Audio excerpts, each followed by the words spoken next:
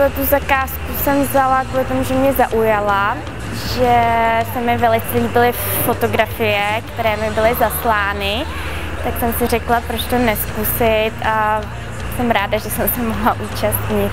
Mě zaujalo to, že to bude jakoby ta ženská krása ve spojení s tou technikou. To mě jako na tom bavilo asi nejvíc.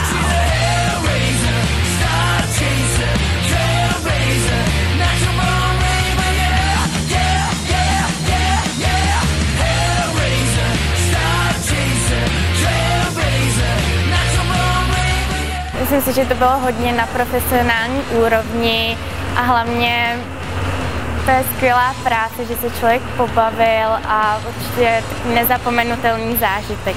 Já teda musím říct, že takhle dobrý tým jsem už hodně dlouho nezažila. Od vizážistek až po paní fotografku. Celou dobu jsme se tady smáli, byla taková ta atmosféra, že člověk má pocit, že je doma, ne že je někde s cizími lidmi, takže já jsem úplně nadšená. Flashing like hysterical danger signs. She said, beware, you try, or you'll go